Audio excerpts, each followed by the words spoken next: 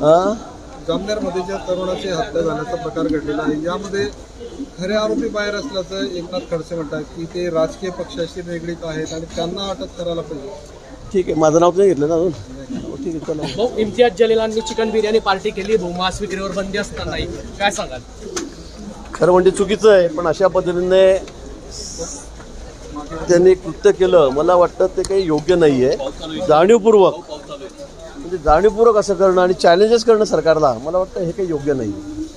परवाच्या दिवशी अजित पवार यांचा दौरा आहे, भुजबळ साहेब पण या ठिकाणी. हो, आम्ही पण आहोत, आम्ही पण सोबत आहोत. मेडिकल कॉलेजला सगळे सोबत आहोत. मी पण आहे स्वतः.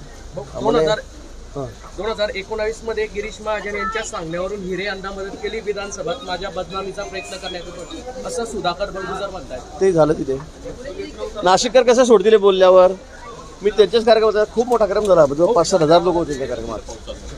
जालन्यामध्ये पोलीस अधिकाऱ्याने आंदोलकाच्या कमरेत लाथ घातलेली आहे. नाही, हे मला माहित नाही. कुठले आंदोलक? जालन्यामध्ये एक आंदोलन. ते कसलं? सकाळी आंदोलन होतं आज ध्वजावर. नाही, मग मला लात मारली आंदोलन म्हणजे उभा असताना पळत येऊन लाथ मारलेली आहे पोलीस अधिकाऱ्यांनी. नाही, मला या बाबतीत काही माहिती, पण असं असेल तर चुकीचं आहे. पण त्याच्या मागचं कारण काय, का झालं, कशामुळे झालं, याची मला कल्पना नाही. पण तुम्ही आता एवढ्या पावसात थांबल्यामुळे सगळं दुपारी सकाळी मग 5 वेळा पॉईंट झालं माझं नाशिकला. एक झालं की लगेच येऊन दुसरं काय तुम्हाला जामनेर प्रकरणात पाणी एसआयटीची मागणी करण्यात येत आहे. जामनेर प्रकरणात. कोणत्या प्रकरणात? जामनेरमध्ये ते बेदम मारहाण झाली, तरुणाचा मृत्यू झाला. हां, ठीक आहे ना. मग आता सरकारला वाटेल तर होईल. त्याच्यामध्ये काय, त्या 9 आरोपी अटक झालेले आहेत. 1, 2, 3 नाही किंवा फरार पण नाही. पुढे मला वाटतं 9 आरोपी त्या ठिकाणी पोलिसांनी पकडलेले आहेत, ते जमा झालेले आहेत. आता पुढे आता शेवटी कायदेशीर लढाई आहे, कोर्ट कचेरी होईल, त्यानंतर निष्पन्न होईल काय झालं काय नाही म्हणून. खडसे म्हणतात काही राजकीय पक्षाचे पदाधिकारी आहेत, त्यांना पण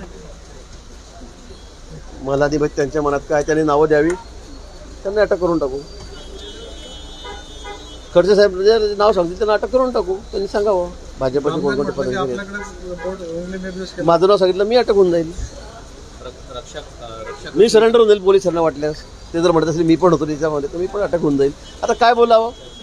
जामनेरात काही झालं की इकडे जायचं उंगली निर्देश राहतो, त्याला कोण काय करणार? रक्षा खडसेंनी खंत व्यक्त केलेली आहे काय? की जी काही वाद चाललेले ते 4-5 दिवसापूर्वी केली ना. भारत माता की 4-5 दिवस झाले त्याला मला माहिती त्रास होतोय.